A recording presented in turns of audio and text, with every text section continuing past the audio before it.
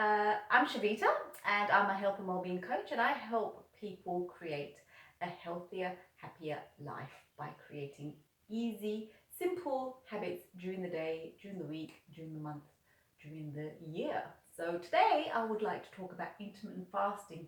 Intermittent fasting has been a habit of mine for about 3 to 2 years, on and off.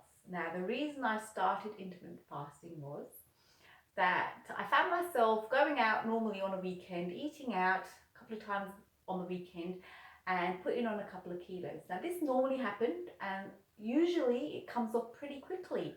But suddenly, as I've passed a certain age, it kind of hangs around a bit longer than normal. So I thought, let's have a try of this intermittent fasting. And I have 2 young children, so it's quite easy to do because I just miss breakfast. And missing breakfast is not a big thing for me because it gives me more time to deal with the kids' lunches and giving them breakfast. So how I've incorporated in my life is I don't do it every single day. I just do it for 3 to 4 days a week. And I'm not strict about it. So if there's one week I'm having breakfast every day, that's fine too if I'm on holiday. I just miss breakfast. And then I might have my breakfast or brunch about 11:30, 12 o'clock. My last meal will be about between 7 and 8. So I've gone over 12 hours of not eating.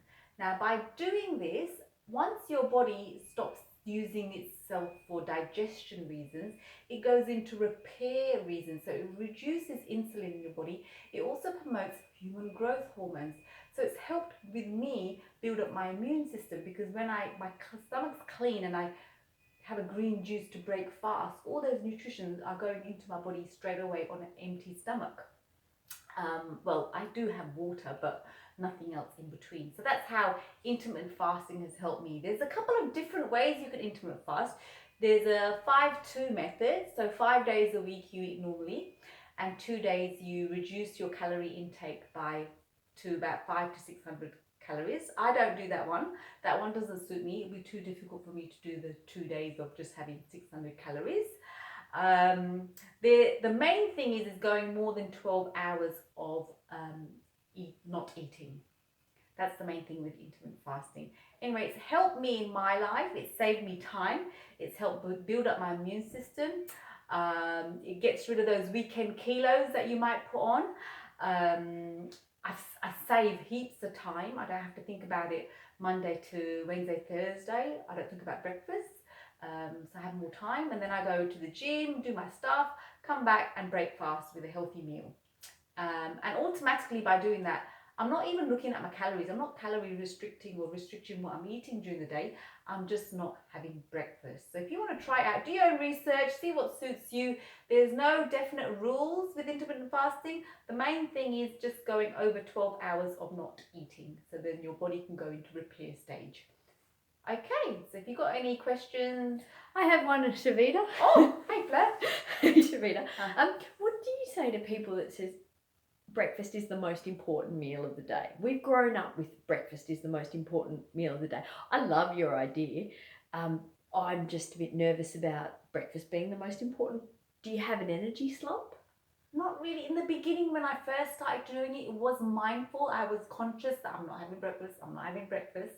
But after a while, you get used to it, and it kind of like frees me, because I had a substantial meal. I'm not restricting myself the night before. I've had a good meal, and in the morning, if I'm not hungry, I'm not going to have breakfast. And sometimes if I've gone out for dinner and I've had a late dinner with friends, and you always tend to eat a bit more when you're out in a restaurant, the next day I'm really not hungry. So it doesn't bother me. In the beginning, the first week, I was aware of it because I know this is a new habit I'm creating.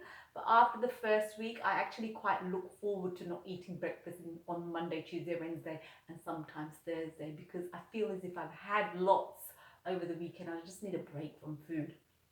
That's how I feel. Yeah, fair enough. Because sometimes you don't really feel like breakfast, but you eat it anyway because you feel obligated. That's another habit that you have.